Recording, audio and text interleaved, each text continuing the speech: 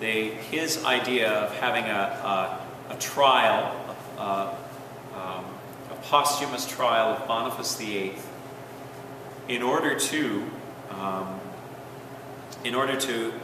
gain this condemnation of the Templars. Why? Because Philip IV came to his throne in a nearly bankrupt state. The coffers of the state had almost been emptied, and he needed cash. He needed cash, and he also wanted to embarrass the Pope. So he could gain both those ends by destroying the Templars, seizing their property, and shaming the Pope by doing this.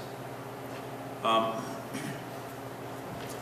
the 22nd of March, 1312, Clement delivers to the Commission of Cardinals the bull by which the Order of Templars was suppressed. In this papal bull, the Pope does not say that he is suppressing the Templars for heresy. Rather, he simply says that out of due order, he is going to exercise his papal authority and dissolve the Order of Knights Templar. A series of other bulls are issued during the second session of the Council on the 3rd of April, 1312, to deal with the possessions of the Templars, an important question. And the third session of the Council on the 6th of May, 1312, makes decisions regarding general doctrinal questions. Perhaps the most important of those questions is that this is the first time the General Council enacts a principle first enunciated by St. Thomas Aquinas, that the soul is the substantial form, the body is the substantial, what am I trying to say? The soul is the substantial form of the body. Okay. This, basically, it has to do with the relationship of body and soul.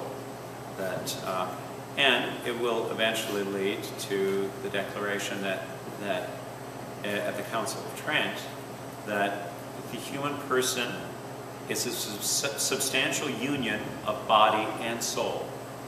In other words, we are not dualists. We do not believe that, well, we have this, that the body is merely a kind of clothing for the soul.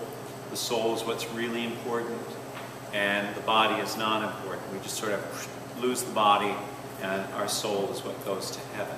Rather, our bodies are important in our salvation. They're an integral part of being what being a human person is.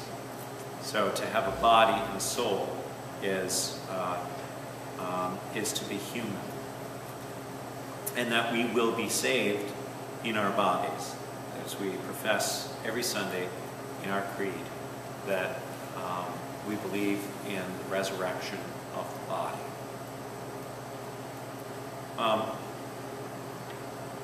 So that's probably the most important doctrinal point. But once again, the vast majority of the decrees of this 15th Ecumenical Council of Vienne, starting in 1311, ending in 1313, had to do with political questions, mainly about the fate of the Knights Templar. The Knights Templar, who were then condemned, and